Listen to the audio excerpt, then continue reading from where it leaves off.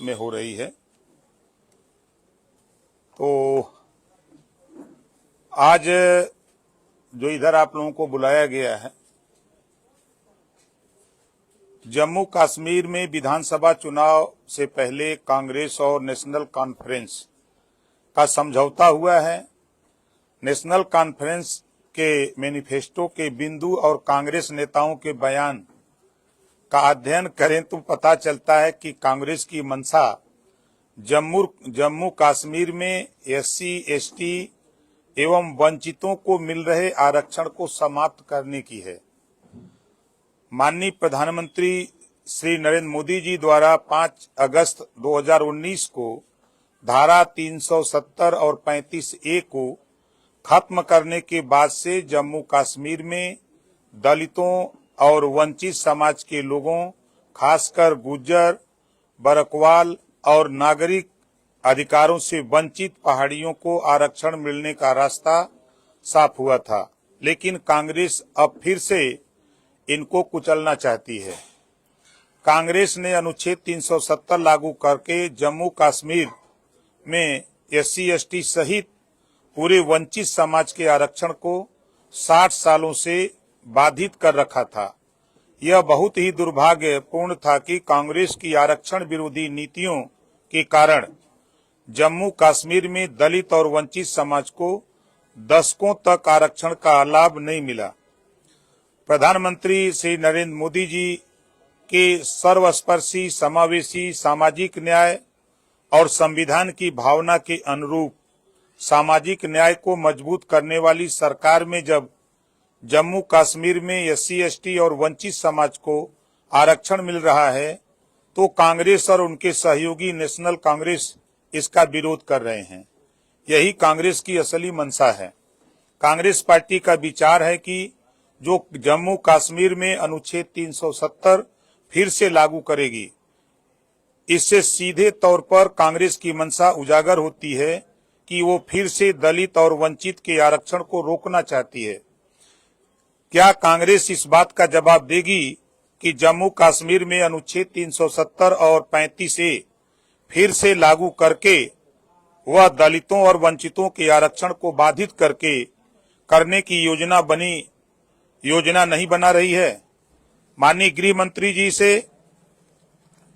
मंत्री जी ने इस पर स्पष्टता पूर्वक जो कहा है, जो सवाल आज देश का हर दलित और वंचित वर्ग का व्यक्ति कांग्रेस से पूछ रहा है कि उन्होंने कांग्रेस और राहुल गांधी से स्पष्ट सवाल पूछा है कि क्या कांग्रेस दलितों, गुज्जर, बरकवाल और पहाड़ियों के आरक्षण को समाप्त करना चाहती है और वह ऐसा करने के लिए क्या नेशनल कांग्रेस के मैनिफेस्टो में किए गए वादों के साथ है क्या?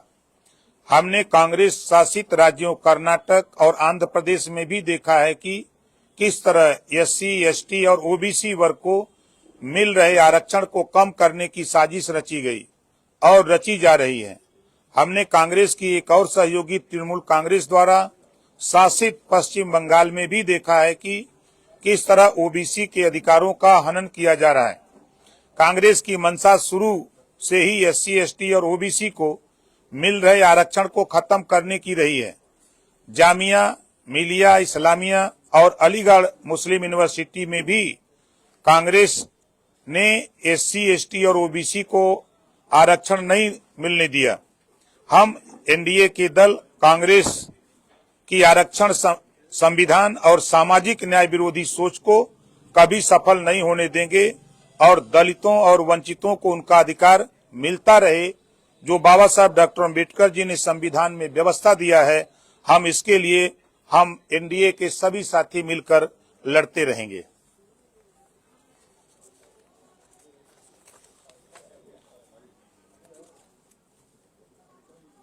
आप लोगों की तरफ से कोई सवाल शुरू हो तो उत्तर दें। राजभर जी, आप जम्मू में ही जा रहे हैं? नहीं सर, जम्मू में अभी हम नहीं गए हैं।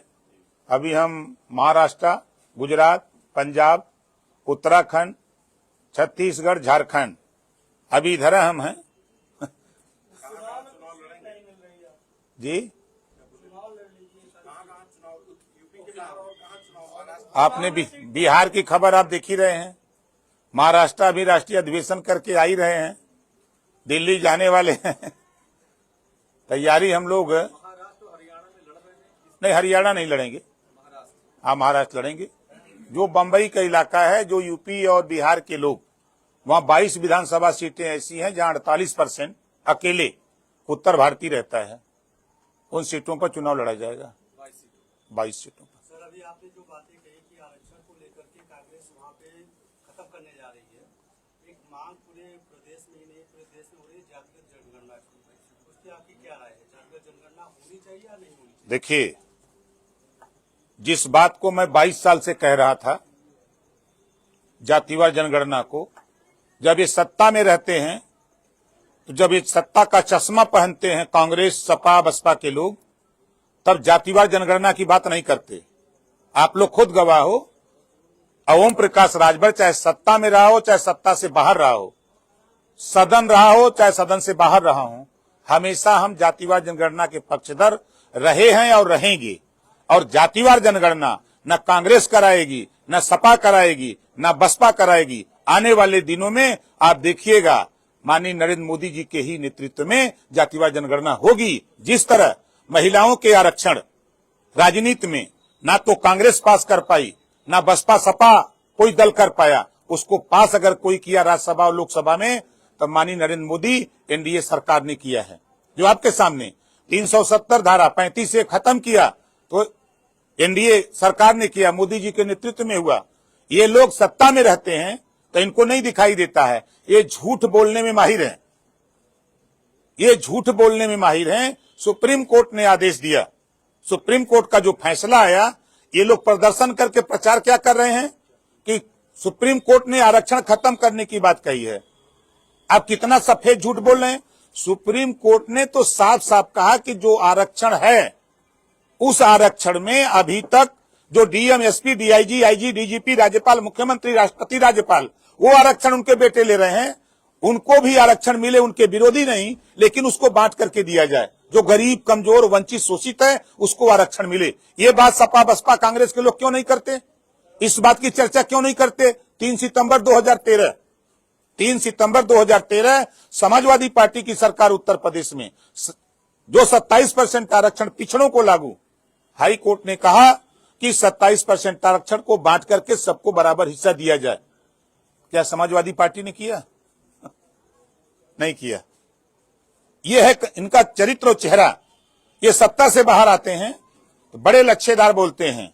हम तो सुप्रीम कोर्ट के फैसले पर हम क्या कहें इन लोगों को, जनता के बीच में कहना चाहिए कि सुप्रीम कोर्ट ने कहा है कि कोटे में कोटा, यही ना है उसका, कि जो नहीं पाया उसको भी आरक्षण मिले। और ये प्रचार क्या कर रहे हैं? आप लोगों ने पूछा होगा, जो प्रदर्शनकारी थे वो कह रहे हैं आरक्षण खत्म हो रहा है, सुप्रीम कोर्ट के खिलाफ आरक्षण खत्म हो रहा है, प्रदर्शन कर रहे हैं। यही तो चरित्र है। सत्ता में थे तो नहीं किए। एक बार 5 साल मुख्यमंत्री अखिलेश जी खुद थे और 60 साल कांग्रेस की सरकार थी। कभी जातिवार जनगणना याद आई? आज ओबीसी याद आ रहा है, आज ओबीसी याद आ रहा है, एससी याद आ रहा है कि सचिवालय में नहीं है। कौन जिम्मेदार है? ये कांग्रेस जिम्मेदार है। सपा बसपा के लोग सहयोग करके सरकार बनाए, वो जिम्मेदार है। हम लोग तो लड़ रहे हैं, मांग कर रहे हैं कि भाई होना चाहिए। हम लोग तो लड़ रहे हैं। जो आप जातिगत जनगणना की बात कर रहे हैं कि आप इसके पक्षधर बहुत पहले से हैं, कई सालों से हैं। जातिगत जनगणना तो तब होगी जब जनगणना होगी। जो निर्धारित जनगणना की थी उससे 2 साल 2.5 साल का अवधि लंबा हो चुका है। जब होना चाहिए केंद्र सरकार ने अभी तक नहीं कराया, उस पर आपकी कोई प्रतिक्रिया अभी तक देखने को नहीं मिली। क्या आपको ये मांग करेंगे जनगणना जल्द से जल्द हो, तब तो जातिगत जनगणना की बात होगी? जातियों को हिस्सा मिले, यही ना मकसद है जातिवार जनगणना का। जब सुप्रीम कोर्ट के फैसले को ये सब बरगला रहे हैं जातिवार जनगणना कराने वाले लोग, कांग्रेस सपा बसपा के लोग सड़क पर तांडव कर रहे हैं कि जातियों को हिस्सा न मिले, तो जातिवार जनगणना के पक्षधर कैसे हैं ये लोग? प्रकाश जी, एससी कोटे में कोटे की बात सुप्रीम कोर्ट ने कही है, वर्गीकरण की बात, आप उसका समर्थन कर रहे हैं? 100% हम उसके समर्थक हैं। एनडीए की जो सबसे बड़ी पार्टी है भाजपा, उनके नेताओं का ये कहना है कि वो इसका समर्थन नहीं करते हैं, वो सुप्रीम कोर्ट के फैसले को नहीं मानते। वो उनका विषय है, ये सुहेल देव भारतीय समाज पार्टी का विषय है। आप भारतीय समाज पार्टी के नेता से बात कर रहे हैं न कि भारतीय जनता पार्टी के? है, बिल्कुल एनडीए गठबंधन में है। हम अपने मुद्दों पर एकदम डटे हैं, हम अपने विचारधारा की लड़ाई लड़ते हैं। आप ये मांग करेंगे कि भाजपा को भी आपकी मांग बिल्कुल कहेंगे, फोरम पर कहेंगे, जब एनडीए की बैठक होगी तो वहां चाप के कहेंगे। सर, क्या नेताओं के भी परिवार को आरक्षण मिलना चाहिए या नहीं? आपने मेरी बात सुना नहीं। मैंने पहले ही कहा कि जो आज के तारीख में DM, SP, DIG, IG, DGP, राज्यपाल, मुख्यमंत्री, राष्ट्रपति, राज्यपाल हो गया, उनके बेटे को आरक्षण क्यों? इसी पे ने सुप्रीम कोर्ट ने कहा कोटे में कोटा,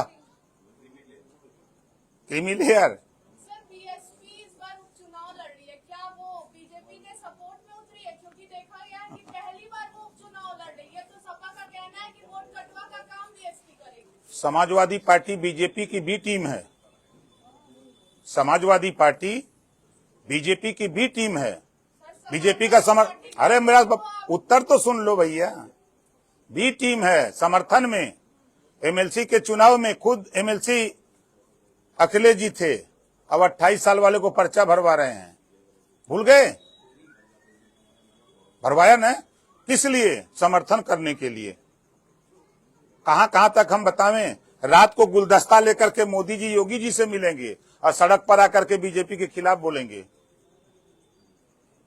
ये तो आरोप जो लगा रहे हैं शुद्ध रूप से बहुजन समाज पार्टी एक राष्ट्रीय पार्टी है। कहता था कि ये सपा की बी टीम है तो कभी बसपा की बी टीम है तो कभी कांग्रेस की बी टीम है, यही कहा जाता था। लेकिन जब लड़ करके हम आए, और आपको बता दूं, बीजेपी एक ऐसी पार्टी है, मुलायम सिंह को मुख्यमंत्री बनाने में सहयोग किया 89 में, याद होगा आप लोगों को। 89 में मुलायम सिंह यादव जी को मुख्यमंत्री बनाने का काम किया। बीजेपी ने मायावती जी को मुख्यमंत्री बनाने का काम किया। बीजेपी ने संजय निषाद जी को नेता बनाने का काम किया। बीजेपी ने अनुप्रिया पटेल जी को नेता बनाने का काम किया। बीजेपी ने ओम प्रकाश राजभर को नेता बनाने का काम किया। सपा बसपा कांग्रेस ने क्या किया? लोडर बनाया। यहाँ लीडर बन रहे हैं। अभी आपने कहा कि मोदी जी जाति जनगणना कराएंगे, कोई आपकी बात, ये कोई संकेत मिला है या केवल अपने दिल की बात आप कह रहे हैं? जो मैं कहता हूं वही होता है। संकेत मिला है या बस इतने जानिए ना, हम आप रहे धरती पर तो देखिएगा, आपके सामने रिजल्ट आएगा।